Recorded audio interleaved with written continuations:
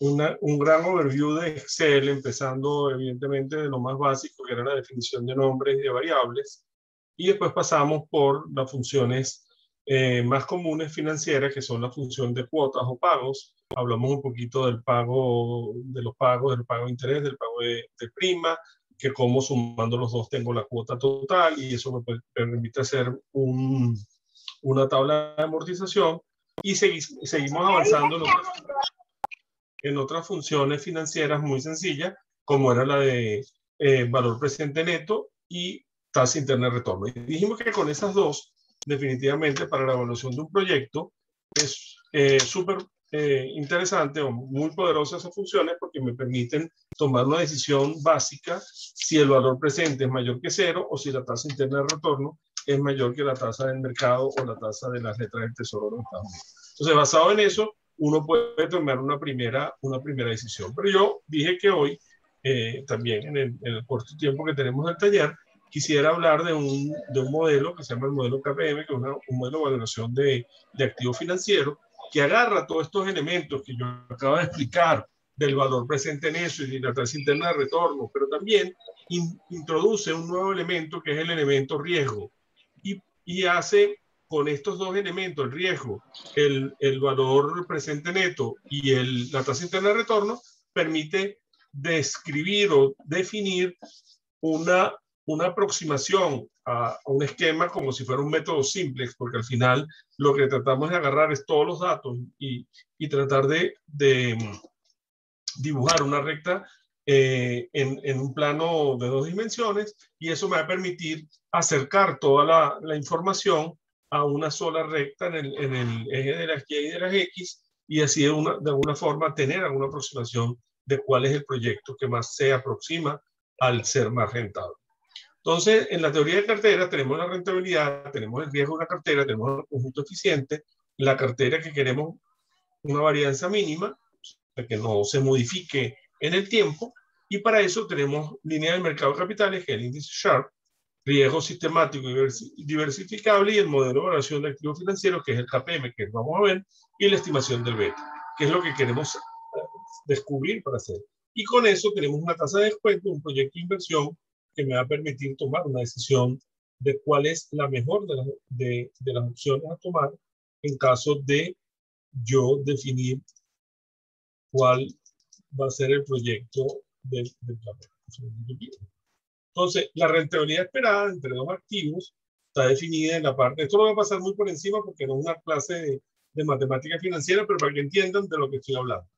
De dos activos es una cartera de portafolio formada por un porcentaje X de un activo A y un porcentaje X del activo B, que tiene una rentabilidad esperada, que es lo que yo quiero lograr. O sea, yo tengo dos elementos o dos proyectos que yo quiero lograr, llevarlos a una esperanza o a un valor promedio, y entonces empiezo a ponderar un porcentaje del activo A y un porcentaje del activo B, a ver si uniendo esos dos elementos logro obtener el resultado esperado, ¿sí? Para eso, pues, una varianza de la cartera basado en un sigma, y esto es matemática pura de financiera. Bueno, eso es una fórmula que en algún momento la van a manejar en matemática financiera, y al final lo que se quiere es que el riesgo total siempre sea menor que 1. Para la desviación es menor. Una de las fotos del palo. ¿Perdón? Ok, para las desviaciones de cada activo por efecto de diversificación. Entonces, por ejemplo, si yo tengo un bono, ¿verdad? O unas acciones y un bono, la rentabilidad de las acciones son 15% y la rentabilidad del bono es 8%, tengo una varianza uno del 0,01 y el otro del 0,009, tengo una dimensión del 12 y del 3, y las covarianzas de esos coeficientes van a determinar que el 60% de las acciones y el 40% es de bono, y entonces yo veo cómo logro hacer un merge entre los dos y obtener una rentabilidad del 12% sobre el mercado, que va a ser mucho más rentable que tomar los dos elementos por sí. Y ese peso hace ver que yo puedo armar una cartera con una diversificación de elementos, que no necesariamente tengo un solo acciones, sino tengo una parte de acción, una parte de bono o una parte de la mezcla de los dos. Entonces, al ver los porcentajes de los activos y B, se obtienen carteras de diferentes rentabilidades, y las divisiones que se pueden graficar en dos ejes, el portafolio activo o conjunto de oportunidades, consiste en la combinación de los posibles activos A y B, que evidentemente dijimos que será una línea recta cuando se une a uno, o una curva si es menor que 1. Y aquí por lo menos vemos entre las dos carteras, si empezamos evidentemente a modificar los porcentajes de acciones y de bonos, pues vamos a tener rendimientos distintos y desviaciones distintas. Como ven, evidentemente, si me voy solamente por la acción, voy a tener el mayor rendimiento, que es la que produce mayor rendimiento, pero en la mezcla de los dos, como dije, 60-40, obtengo el 12 y 70-30, obtengo un 12,9%. Entonces, esto es un poquito el esquema de rendimiento esperado basado en cada una de las opciones que tengo. Y eso es lo que voy a hacer con el modelo que vamos a ver ahora, que es tratar de llevar todos estos datos a una recta o a una curva menor que 1 y ver entonces dónde tengo la mayor rentabilidad. Entonces, si las inversiones son adversos al riesgo, al seleccionar entre carteras igual riesgo, prefieren la mayor rentabilidad. Entre carteras igual rentabilidad al menor riesgo. El conjunto de carteras que tiene rendimiento más alto para igual nivel de riesgo se denomina conjunto eficiente de carteras con riesgo. O sea, ¿qué significa? Hasta ahora, si yo hago un valor presente neto y hago una tasa interna de retorno, estoy asumiendo que estoy en un mundo ceteris paribus, que significa que nada cambia y que no tengo ningún tipo de riesgo y esa cartera va a ser eficiente y va a darme rentabilidad todo el tiempo. Eso no es verdad. Por eso que si yo voy a evaluar, como vamos a ver ahorita el ejercicio del KPM, voy a evaluar una cartera, ok, yo tengo los diferentes proyectos con los ahorros de cada uno de los que hablamos ayer, que son las inversiones positivas y negativas, pero adicionalmente a eso tengo que determinar si el factor riesgo hace que esos proyectos tengan mayor o menor probabilidad de ocurrencia. Entonces, este modelo le agrega al modelo de la tasa interna de retorno al presente neto, le agrega una posibilidad de escenarios con una adjudicación de riesgo que normalmente cuando hablamos de escenarios simplemente lo dividimos que los tres tienen la misma posibilidad, 33, 33, 33, evidentemente como es 333 periódico, hacemos 33, 33 y 34 para que me dé 100, y así es la definición normal de los escenarios. Claro, yo puedo tener un 01, 01, 80 o 08, perdón, o puedo decir 03, y así puedo tomar que cada uno escenario con un porcentaje distinto. Entonces, la cartera de variación mínima, si el coeficiente P está próximo a 0 o negativo, existen combinaciones de divisiones menores, divisiones de los objetivos individuales, y la curva se empieza a doblar hacia la izquierda. Entonces, ahí tengo que un valor de la cartera, pues tengo que minimizarla porque tiene mayor riesgo que el C. Nuevamente, la cartera con 3 activos, voy a tener la esperanza de cada uno por su probabilidad del activo, ¿okay? Su porcentaje de la cartera, y así voy generando una mezcla y voy generando lo que se llama una nube. Ya no son una recta, sino una nube de datos, y voy viendo cómo se comporta y hacia dónde esa cartera tiene mayor rentabilidad. Si existen N activos, por supuesto serán la esperanza de RC, va a ser la probabilidad de cada uno por su esperanza de cada uno, y así voy a obtener evidentemente la rentabilidad esperada de la cartera, y ahí voy a calcular la varianza de la rentabilidad esperada con esta fórmula de varianza, igual elevando cada uno a x a la 2 por la varianza R1, a x a la 2 por n por la varianza Rn, y así dividido entre la sumatoria x, y por xc, y al final lo que estoy obteniendo es la covarianza entre los dos activos para medir cuál es el efecto de diversificación si el riesgo de la cartera disminuye. Esto, repito, es matemática financiera pura, pero los que lo vayan a ver como materia lo van a entender perfectamente.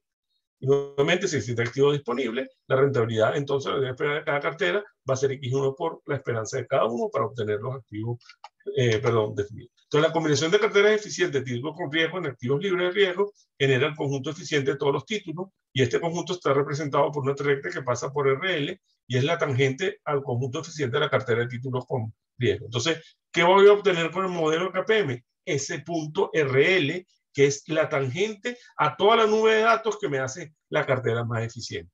En esta recta denominada línea de mercado de capitales, independiente de la preferencia del riesgo, un inversionista siempre elegirá una cartera sobre esa línea y será entonces la cartera óptima. ¿Okay? Entonces significa que si tengo una nube y logro con la covarianza y con este esquema de KPM lograr que esa recta esté por encima de la nube, evidentemente donde toca la nube es donde es la mejor cartera.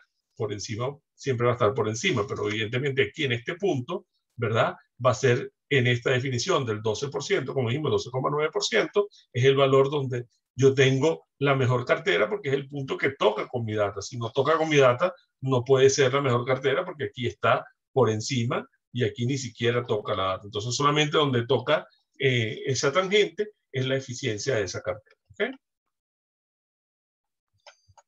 Entonces, el nivel mínimo de capital, el principio de separación, establece que los inversionistas primero determinan el conjunto eficiente de títulos con riesgo y en segundo lugar, según la actitud ante el riesgo, combinar los activos libres de riesgo con esa cartera óptima.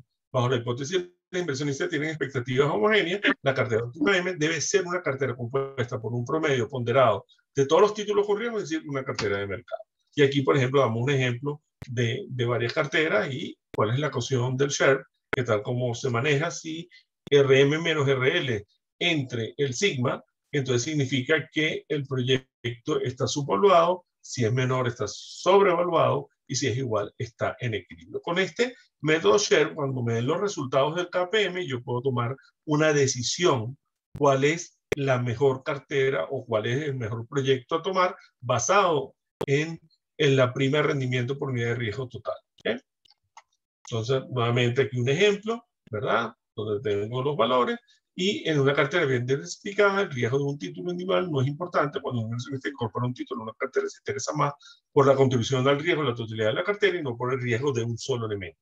Si la cartera está totalmente diversificada, siempre queda un riesgo asociado al mercado. Ese es el riesgo sistemático. Bajo la hipótesis de los inversionistas son adversos al riesgo, preferirán carteras donde el riesgo diversificable se elimine mediante la diversificación de la cartera y estemos en el riesgo sistemático. Por ejemplo, o sea, diversificable es que puedo obtener estos valores de acá y no diversificable, que es un riesgo fijo, donde definitivamente al yo tener mejor cartera voy a tener un mayor rendimiento, pero tengo que tener muchos elementos dentro de la cartera para que me permita eso. Y por último, el modelo de KPM, para un inversionista bien diversificado, más importante que el riesgo de un activo medido por su desviación, es la contribución del activo al riesgo de la cartera medido por la covarianza estandarizada denominada beta de activo.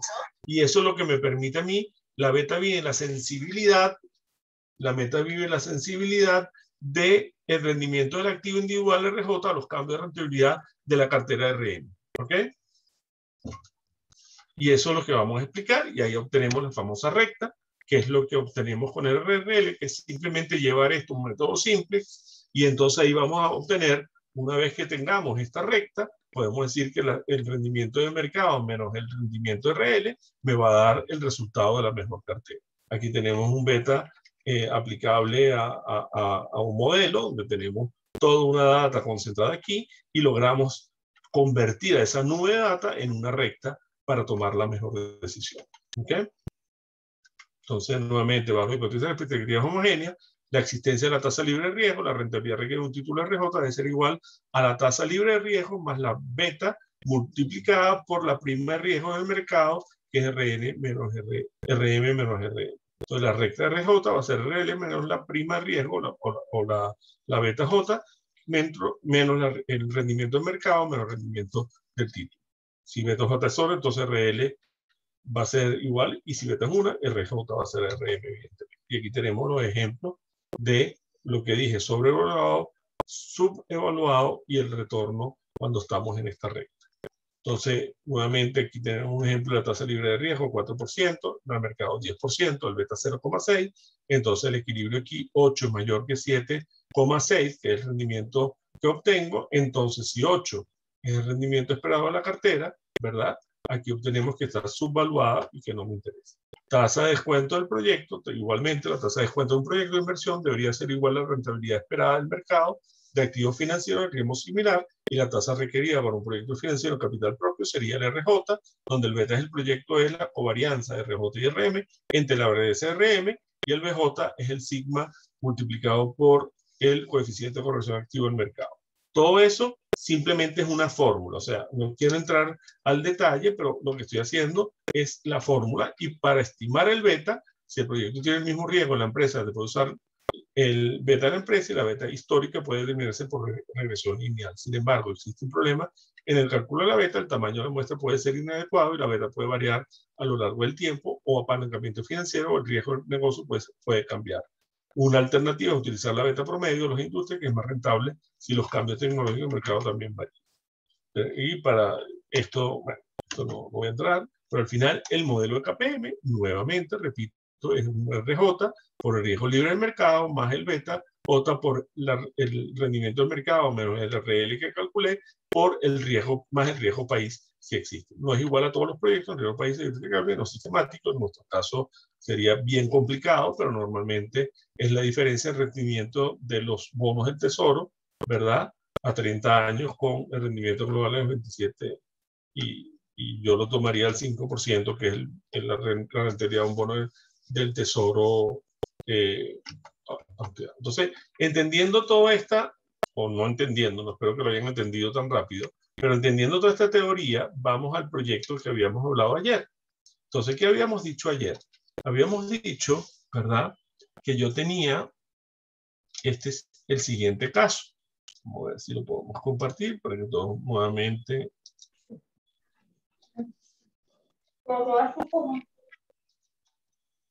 ¿Perdón? Entonces aquí tenemos el proyecto inicial. Entonces en este proyecto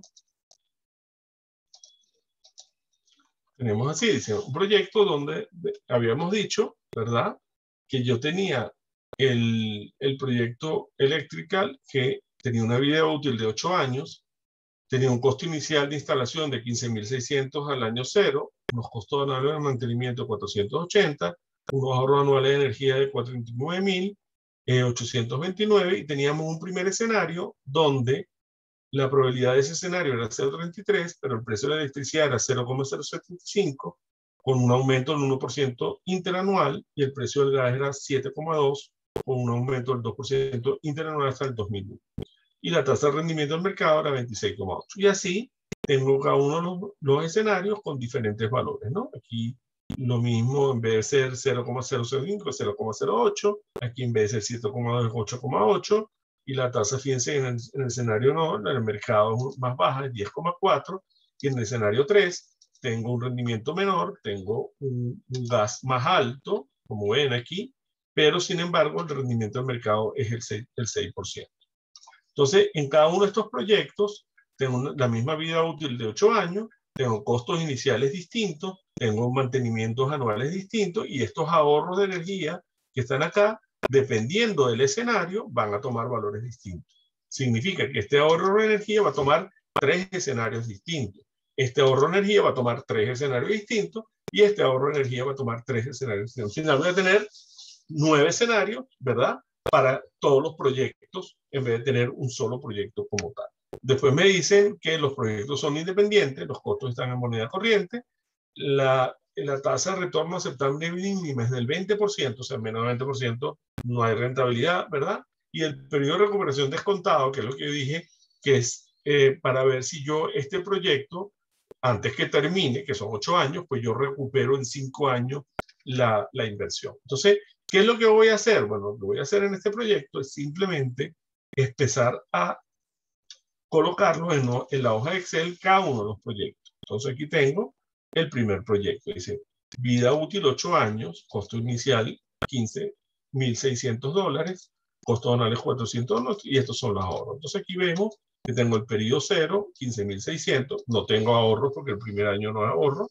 Entonces el flujo del primer año es menos 15.600, porque eso es lo que yo desembolsé. Y el balance es menos 15.600. Después del segundo año, ya digo que tengo un costo de ahorro, o sea, un costo anual de mantenimiento que sigue siendo un costo positivo, porque tengo que pagarlo. Entonces, 480. Entonces, pero sin embargo, tengo el primer escenario, que significa que tengo 3.737,17 bolívares de ahorro. ¿Cómo obtuve ese ahorro? Bueno, es lo que decía el primer escenario. Era 0,0, bueno, aquí lo puedo calcular, que era el valor, vamos a ponerlo aquí para que nos dé el mismo valor y lo veamos. ¿Qué estoy haciendo? Estoy haciendo que el valor de 49.829 kilovatios horas, que es el primer año, multiplicado por 0,075, ¿verdad? Me da el primer ahorro de energía del primer año, ¿verdad? Como esto no tiene gas, vamos a los datos, el primer escenario, no, si tiene 2.900 de gas. No, el proyecto 1 no tiene gas.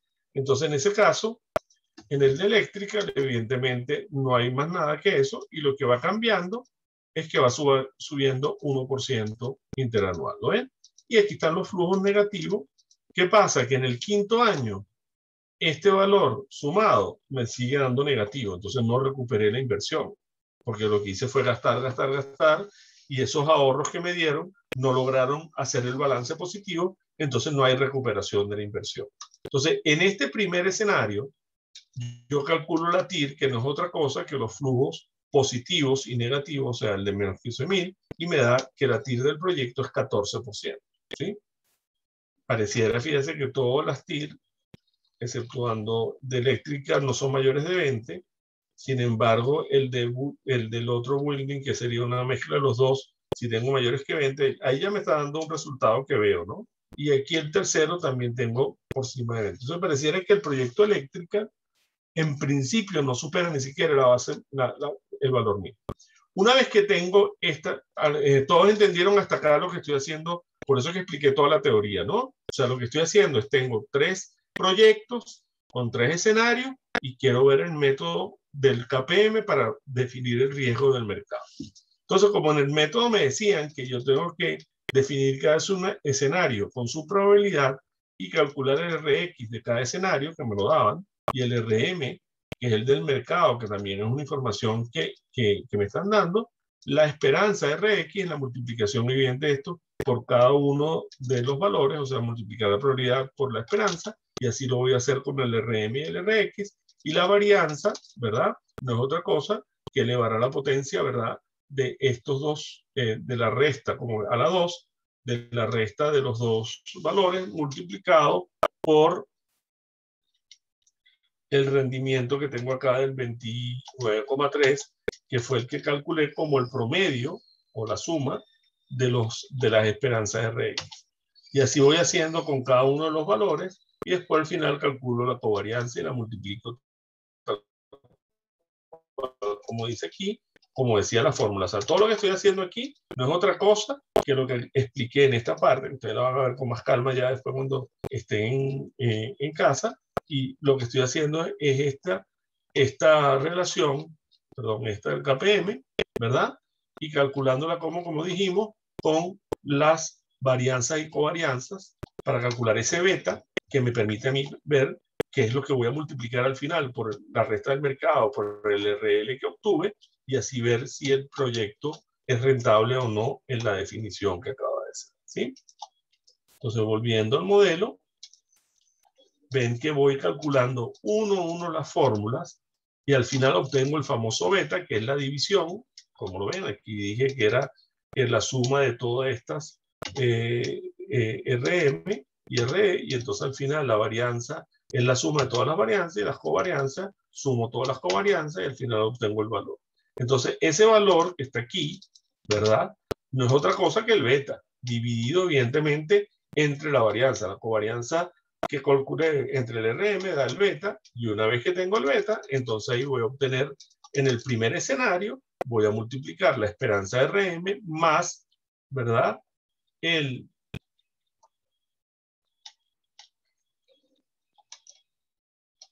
beta que calculé por, perdón, el beta no, aquí tengo es el valor de, este aquí,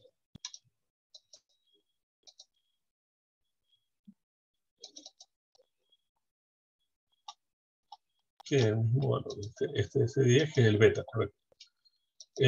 Por el beta, entre la resta del RM menos el 0,06, que es el rendimiento mínimo que habíamos definido acá como rendimiento de mercado. Y así voy haciéndolo con cada uno de los escenarios y me da los 3 KPM. Una vez que yo tenga todo esto, o sea, que es al final lo que voy haciendo con cada escenario, o sea, con cada uno. Aquí tengo otro escenario 80, 10, 10, ¿verdad? Que es otro esquema del segundo escenario en vez de ser igual, ¿verdad? Y lo voy a hacer con cada una de las funciones que tengo acá, o sea, con cada uno de los valores que tengo acá.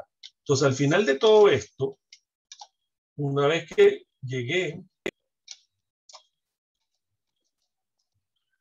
a tener todos los KPM de cada uno y la TIR, entonces veo si el KPM es menor que la TIR, definitivamente es factible invertir, ¿verdad? Sin embargo, si eso no ocurre, fíjense cuando la TIR, al revés, perdón, no es factible invertir. O sea, si tengo una TIR del 22 y el KPM es menor, no me es rentable. Si la TIR es mayor, debo invertir, pero si es menor, no invertir. Y hay un error de concepto, ¿no? Entonces, si es mayor, voy a invertir, pero si no es mayor, no voy a invertir. O sea, si la tasa interna de retorno no es mayor que el KPM, pues definitivamente el riesgo supera a la tasa interna de retorno. Entonces, si el riesgo supera a la tasa interna de retorno, significa que el modelo me da mayor riesgo que la definición básica de la rentabilidad del proyecto. Entonces, lo que quería mostrar con este ejemplo, repito, era hasta dónde un modelo como el valor presente neto y llegar a complicarlo hasta definir un modelo tan completo como es el modelo de KPM para ver de qué manera, ¿verdad?, el riesgo asociado a un proyecto puede o no mejorar la rentabilidad del mismo o la decisión a tomar. Voy a buscar aquí otro. Aquí lo vemos igualmente en este ejemplo, ¿verdad? Y aquí nuevamente en otra manera, donde están nuevamente cada uno de los RX y cómo voy calculando las covarianzas y al final que tenga los betas, genero mi KPM cada proyecto y las conclusiones son iguales, ¿verdad? Dependiendo del proyecto, ahí definitivamente voy a ver que es posible invertir menos cuando el KPM supera a la tasa interna de retorno y ahí definitivamente el riesgo está superando a ese valor y no tiene sentido invertir en el proyecto. ¿Alguna pregunta hasta acá? Aquí si lo vemos con los botones, pues mucho mejor, porque yo puedo irme a cada escenario y automáticamente me va a llevar el escenario para calcular la TIR. Eso, y, o sea, esto es lo mismo, pero así, usando macros automáticas. ¿Cómo se hacen las macros automáticas? Pues simplemente yo todo el proceso de cálculo, ¿verdad? Lo llevo a un proceso que me voy al menú de programador, y si no está en programador lo busco aquí, perdón, en vista, en datos debería estar. Okay. En fórmulas.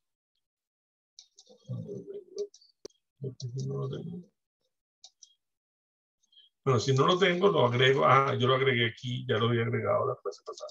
En opciones lo agrego y lo tengo aquí, ¿no? Entonces, en este grabar macro, que aparece aquí, yo coloco, yo una vez que arranco una grabadora, todo lo que vaya haciendo en esa grabadora se va a guardar en un programa Visual Basic. Entonces, una vez que yo le digo, por ejemplo, aquí, en el caso de esto, de que yo quiero calcular la TIR, si quiero ver esa macro, vamos a ver aquí un momento.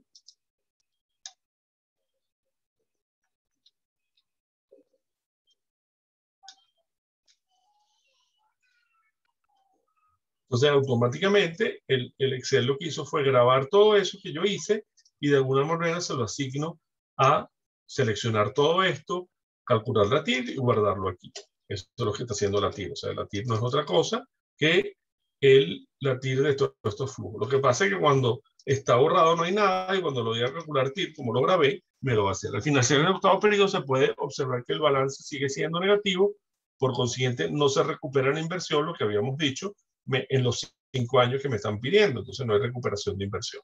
Y así lo voy haciendo con cada uno de los escenarios. Me gusta más este ejemplo porque se dan cuenta que está haciendo lo mismo. Lo único que al yo darle el botón de TIR, simplemente copia. O sea, ¿qué está haciendo el botón de TIR? Vamos a hacerlo para que ustedes lo aprendan. Ponen, o sea, ¿qué está haciendo el TIR? Así cuando yo le digo el borrar, yo agarro, prendo una grabadora. Vamos a ponerlo aquí. Ejemplo 1. Perdón. Vamos a prender la grabadora. Entonces, ver la grabadora. Aquí ven todo lo que hace el programa. Fíjate, cada programa, cada vez que yo grabo, él lo que hace simplemente en Visual Basic, hace seleccionar el rango, copiar, o sea, todo lo que voy haciendo, él lo guarda en unas instrucciones de Visual Basic y entonces al yo correr el macro, automáticamente, eso se ve aquí en proyecto, ¿no? Automáticamente me va a dar. Entonces, ¿Cómo hago aquí? Simplemente me voy, como dije, a grabar. No sé por qué no consigo. Aquí está, perdón. Grabar. Entonces aquí, por ejemplo, vamos a poner botón TIR para diferenciarlo de P1, P3, que es donde yo estoy. Y le doy a aceptar. ¿Ok? No pueden haber blancos intercalados en la definición de un nombre. Aquí tenía un blanco. Le coloco aquí para que me haya un blanco. Okay. Entonces, fíjense, yo agarro ahorita esta función, ya estoy grabando, y le digo que es igual a fx de la TIR, busco en financieras TIR,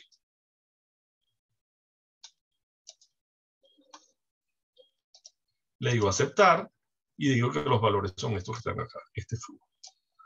Y ya no tengo que estimar, le digo aceptar, ¿verdad? Y ahí está el cálculo. Y ahí nuevamente me voy a la grabadora y le digo detén la grabación. Ya se paró. Y eso es todo lo que estoy haciendo.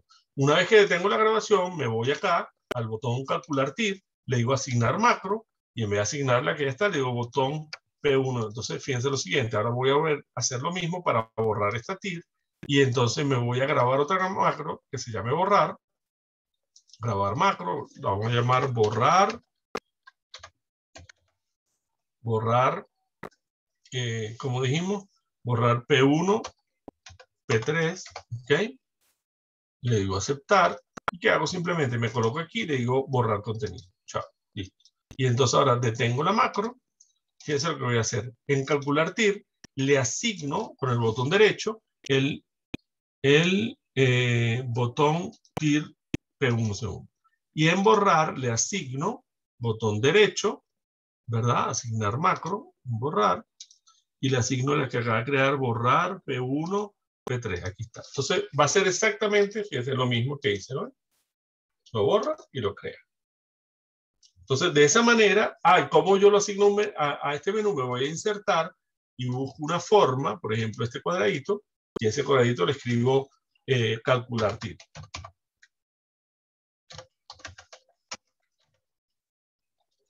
Fíjense, si yo hago esto y nuevamente le digo asignar macro y le vuelvo a asignar el mismo TIR, ¿dónde está calcular TIR aquí? Abajo, ¿no?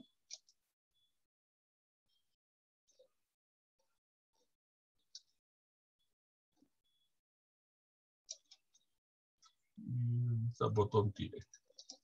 Entonces, fíjense que tanto toque este, lo borro, y toco este, lo va a hacer lo mismo, porque los dos están asignados al mismo botón. Entonces, fíjense que adicionalmente de todo lo que hablamos del modelo, yo también puedo usar macros automáticas asignándoselo a un botón, de manera tal que un proceso que es repetitivo, ¿verdad? Al yo asignárselo a un botón, automáticamente la máquina lo va a hacer cada vez, y entonces no tengo que reescribir, de volver a calcular, sino automáticamente lo puedo ver de esta manera.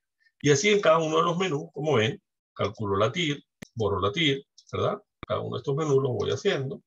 Si me voy al menú principal, me permite irme a cada uno de los escenarios de forma directa, calcular el TIR del escenario, borrar el TIR del escenario, volver al menú principal. ¿Cómo vuelvo al menú principal? Igualito. O sea, si yo estoy aquí, ¿qué significa volver al menú principal?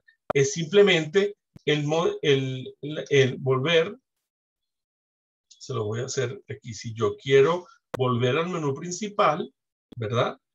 Yo en asignar macro, lo que voy a hacer aquí es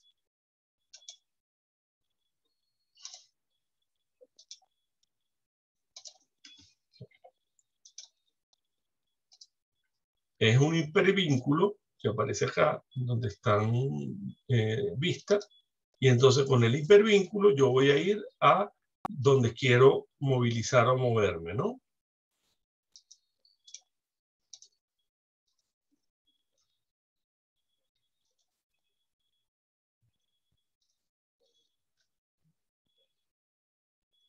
Entonces aquí yo tengo varias cosas, pero también yo puedo hacer que él vaya al valor que yo quiero ir. Vamos a ver un momento aquí. ¿Cómo se llama este? Aquí está volver. Entonces, fíjense que en volver lo que hace es simplemente que va al menú, selecciono el menú y él automáticamente va al menú. O sea, si yo prendo la grabadora, eso es una manera de hacerlo con el hipervínculo, es más fácil, pero aquí lo hicieron de la manera de ir directamente al botón, o sea que cómo funciona el menú, pues.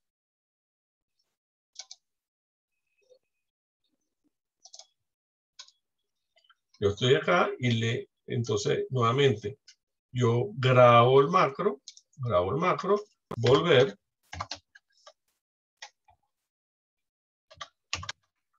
para que no se llame igual que el otro. Y entonces aquí yo simplemente a ese botón, que le inserto un botón aquí, grabo el macro de volver y él lo que hace es vuelve al menú. Detengo la grabadora. Estaba en P3, ¿no? ¿Dónde estaba? No me acuerdo dónde estaba. Estaba en P3, 1, P1, 3, Y aquí nuevamente, claro, todo lo que hice lo grabó, ¿no? Y aquí nuevamente le coloco un botón, le inserto un botón, una forma, y a esa forma le llamo volver, y le asigno nuevamente. También lo puedo hacer, fíjense que aquí me permite, cuando vieron que tengo el botón, inicialmente también le puedo hacer un hipervínculo, que es este aquí arriba, pero no importa. Automáticamente le puedo escribir aquí que vuelva, que seleccione el volver menú, y entonces ¿qué va a pasar? Me vuelve al menú principal. Porque eso es lo que le pedí en ese momento, y eso es lo que va a hacer. Cuando yo le hablé del hipervínculo, es que también aquí automáticamente, en hipervínculo, yo podría haber dicho que automáticamente ese botón me mueva a un sitio que yo quiera. O sea, puede ser en la carpeta actual o donde yo esté, y lo va a hacer de una forma directa sin hacer programación. O sea, esto ya es una instrucción directa a Excel que me manda a la otra celda. Entonces, repito, aquí, como ven en el menú, tengo todo el escenario. Como el KPM, bueno, tengo el proyecto, igual con cada una de las probabilidades, con cada uno de los RX, los RM, la esperanza, como la calculé aquí abajo, ¿verdad? Y voy calculando el beta. Aquí tengo el beta. Bueno, le dio error porque no tenía el beta calculado. Si vuelvo al menú, en el proyecto 2, el beta debería calcularse, si lo hizo bien, ¿verdad? Y aquí tengo los 3 KPM con todos los modelos. O sea, el modelo riesgo más la suma del beta, que es el que tengo aquí en B11, por la resta de G5, que sería el valor que tengo anotado aquí en RM, la esperanza de RM, menos el riesgo libre, que es 6%. Si lo borro y si lo vuelvo a calcular, ahí está. Entonces, volver al menú principal me permite ver cada uno de los proyectos con todos sus escenarios y todas sus esperanzas. Al final, ¿cuál es el análisis de sensibilidad? Nuevamente lo mismo. Si tengo todos los betas y le pongo las probabilidades, pues voy viendo cómo va cambiando la posibilidad del escenario y la conclusión. Aquí tengo todos los proyectos, los que no se recuperan, porque no, a los 5 años el balance. ¿Qué es el balance? Es la suma de los flujos que tenía antes más los flujos positivos. Resulta que la suma de todo esto, si ven, ¿verdad?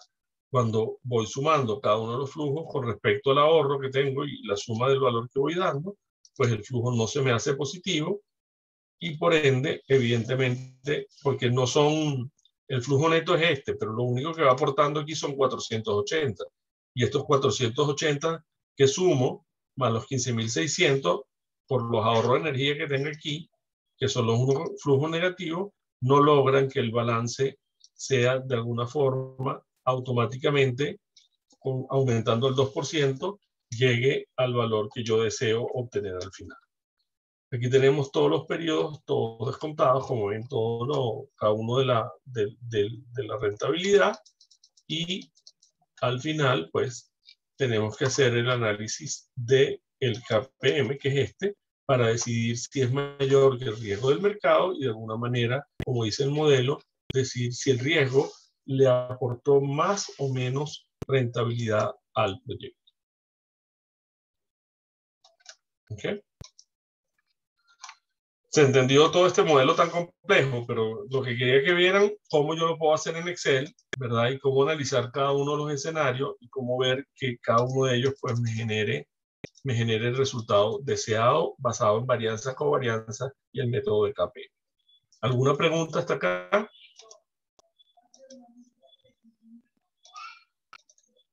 No, profe, todo bien. ¿Se entendió todo o demasiado complejo basado en lo que habíamos visto? Bueno, todo bien por ahora. Ajá, Luis, cuéntame. Luis ayer estaba muy pendiente de este proyecto. ¿Entendiste todo lo que hablamos de covarianza, de varianza, del modelo como tal y cómo lo aplicamos en Excel para que dé este resultado? Y adicionalmente el uso de botones que de alguna forma me permite hacer esto de una forma mucho más automática, ¿sí? Sí. Okay. Perfecto. Yo no quisiera terminar esto, aunque en 2 clases, como ven, es mucha información, pero yo quiero siempre, antes de culminar, dar una herramienta del taller de Excel que para mí es una herramienta muy importante, que es los famosos tablas dinámicas, ¿sí? Y con eso me voy a tomar el tiempito que queda, que es corto, pero quisiera que ustedes entendiesen cómo usar una tabla dinámica dentro de Excel como tal. Entonces, en este caso, agarré una data de una prepaga de seguros, ¿verdad? Donde tengo mucha información. Aquí sí me extendí hasta 6.000 datos. Es de un solo mes, pero no importa. Entonces, fíjense lo siguiente. Aquí yo tengo una información que, como ustedes no la conocen, y esa es la idea de una tabla dinámica, cómo esa información puede ser buena para ustedes. Entonces, fíjense, aquí me aparece que tengo un número de contrato, que hay una clave, que es lo que da el seguro cuando una persona ingresa a la clínica, que está la fecha de la clave, en la cual la persona dio esa clave, la cédula de la persona que crece, su nombre, su apellido, su sexo, su edad, cuánto fue el monto de esa clave, quién fue la compañía que estaba contratada por el seguro, o mejor dicho, a quién pertenece esa persona, si es una compañía. Si está en blanco significa que es individual, o sea que tiene una póliza particular y no pertenece a ninguna compañía. Después tengo qué enfermedad tuvo cuando se presentó, cuándo egresó, o sea, la fecha de la clave es cuando ingresó, y cuando egresó, si es el mismo día, significa que fue ambulatorio, pero puede ser varios días. ¿A qué clínica fue? ¿Qué tratamiento se manejó? Y por último, si está egresado o está en proceso y qué empresa de seguro fue la que le dio la clave. ¿Sí? Bueno, profesor, pero está bien, me está leyendo la primera línea. Ahora, ¿cuántos tratamientos son? No lo sé. ¿Cuántas clínicas hay? No lo sé. ¿Qué tipo de enfermedades hay? O sea, toda esa información no la saben ustedes. Entonces, ¿cómo yo llego a clasificar primero todo esto? Claro, si yo tuviera mayor información y me dieran las clínicas inicialmente, pues yo puedo hacer una tablita antes de empezar todo esto y poner mis tablas de enfermedades, de empresas, de clínicas. Pero como yo no sé absolutamente nada y me están dando una data que quiero analizar, Excel me permite, con algo que se llama tablas dinámicas, analizar toda esta información. Para eso, lo primero que voy a seleccionar es los títulos que en este momento se van a convertir en campos y los datos que son los valores que esos campos toman. Para hacerlo más fácil, en el teclado voy a seleccionar la tecla Control y Shift y me voy a mover hacia la izquierda o hacia la derecha si estoy colocado y hacia el final, y de alguna forma muy rápida logro seleccionar, como ven, toda la data. Eso ya lo saben hacer, no es ningún truquito, simplemente con Control Shift lo que hace es permitir que no tengan que estar moviendo el mouse hacia abajo, sino de alguna forma se va al final a la derecha y al final a la izquierda. Importante de las tablas dinámicas es que no pueden haber títulos vacíos, o sea, no pueden haber un campo sin nombre, porque para la base de datos dice, ay, ¿cómo se llama este campo? O sea, no pueden tener tal cual los títulos de los campos en blanco, tienen que colocar un nombre. Y tienen que ser coherentes en el sentido que todos los datos tienen que ser iguales. O sea, si son monto bruto, van a ser números. Pero si le meten letras, ya él no va a poder totalizar, sino que va a asumir que todo es letra. Entonces, tiene que ser todos los datos del mismo tipo. Una vez que se entiende eso, me voy al menú de insertar y aparece insertar tablas dinámicas. Entonces ahí, simplemente una vez seleccionado, le doy a aceptar. Oye, yo tengo compartido esto, ¿no? ¿Verdad? Yo estoy hablando y nadie me dice que lo comparta. ¿Será que no me están haciendo? Sí se puede ver su pantalla. ¿Sí? ¿Está compartida? Sí, profe. Aquí bien. ¿Cómo lo hice sin darme cuenta? ¿Verdad? Sí, está compartido. Chévere. Entonces, claro, porque yo no soy anfitrión. Al no ser anfitrión, todo lo que hago ustedes lo ven al momento de compartir la primera. Tienen razón. Pasa que cuando yo soy anfitrión, tengo que compartir una a una. Entonces, chévere. Entonces, una vez que esté ahí, nuevamente acá, me aparece automáticamente. Entonces, fíjense lo que hizo Excel. De una forma inmediata, me dijo todos los campos que hay.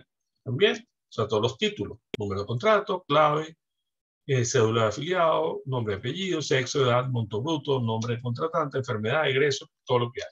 Si yo agarro, por ejemplo, lo que yo les pregunté, ¿qué es el tratamiento? Si yo selecciono el tratamiento y lo arrastro hasta donde dice coloque la fila, él automáticamente me dice todos los tratamientos distintos que hay. ¿Sí? Si yo agarro lo mismo, agarro el monto bruto y lo coloco en la intersección, me va a dar el total por tratamiento. ¿Lo ven? Y si yo agarro, por ejemplo, en el sexo y lo coloco aquí arriba, me va a dar entonces por tratamiento cuántos son femeninos y cuántos son masculinos. Y por supuesto el total general. Esto también siempre puedo ir a Excel a que me ayude el formato y hacerlo que se vea mejor, ¿no? Y siempre todo esto es variable. Yo lo puedo ir cambiando, por eso se llama dinámico. Que ustedes quieren ver esto para todas las clínicas. Entonces pongo en el informe todas las clínicas. Pero, no, me interesa solamente una clínica. Entonces, no selecciono todas y le digo que solamente me interesa, no sé, vamos a poner, por ejemplo,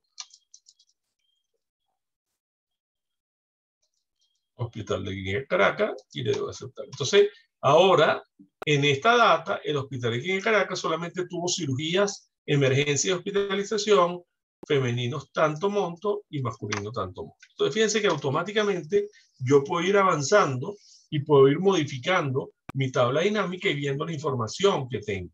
Adicionalmente, esto tiene algo muy interesante. Mira, pero ¿cuáles fueron las cirugías a la gente de sexo femenino que tú hiciste en la Caracas? Si yo simplemente me coloco en el dato de la intersección, o sea, el valor 95.158, y le doy doble clic, él automáticamente me va a traer toda la información de ese valor.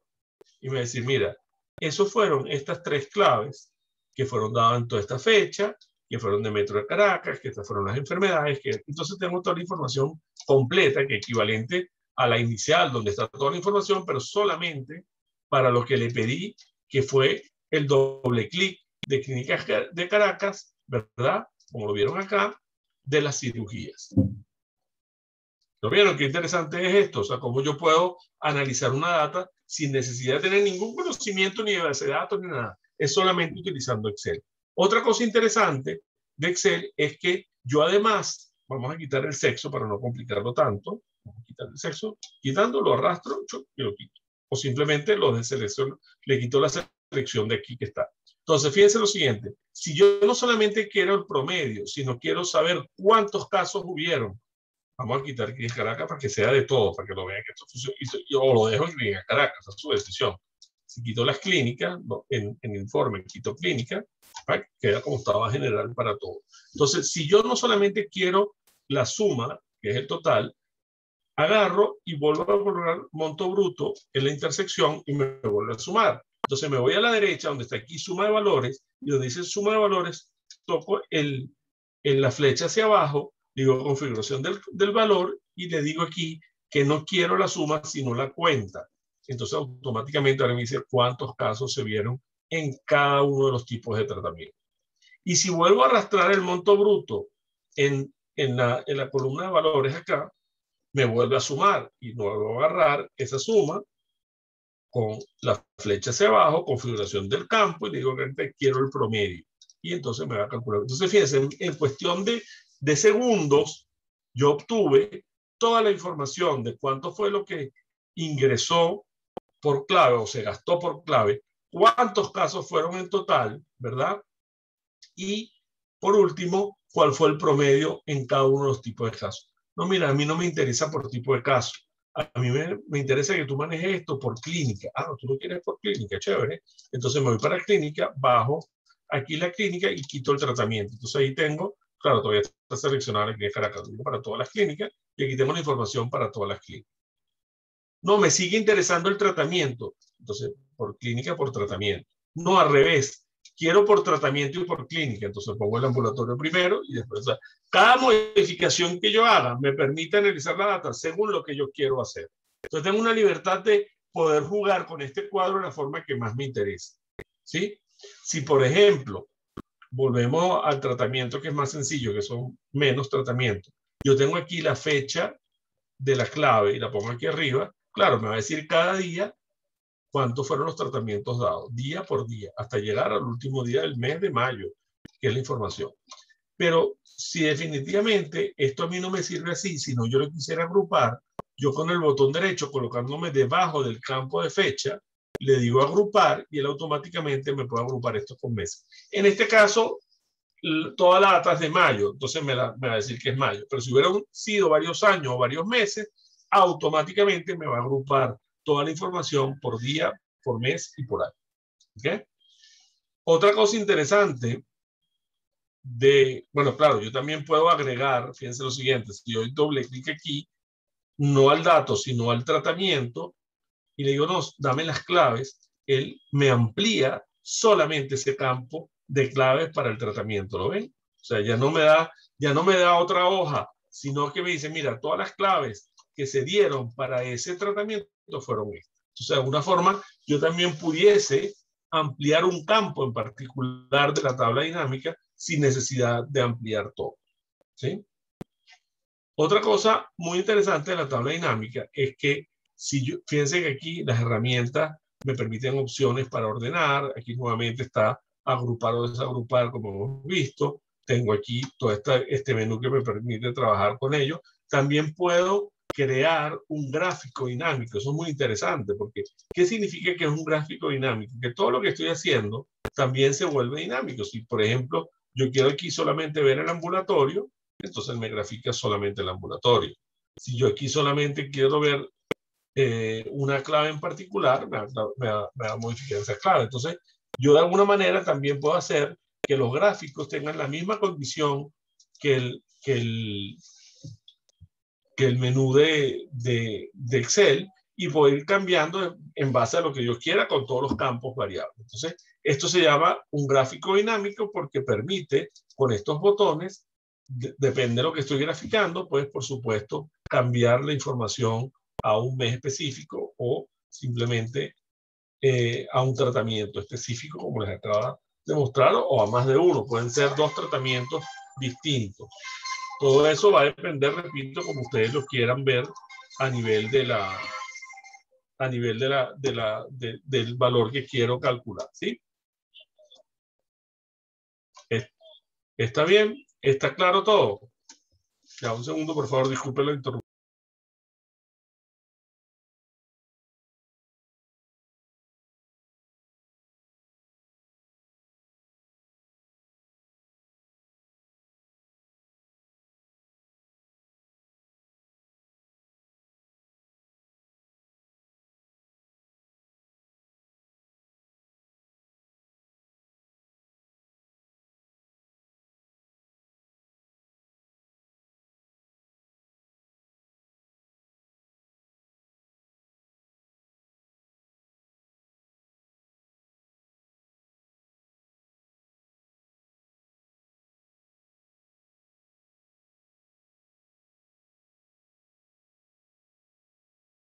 Disculpen la interrupción. Entonces, bueno, básicamente con eso de las tablas dinámicas, yo quería terminar el taller para mostrar una de las herramientas muy eficientes que tenemos en Excel para yo poder trabajar evidentemente con todo lo que hemos visto hasta ahora. Entonces, con esto quisiera culminar el taller donde hemos visto, repito, las funciones financieras.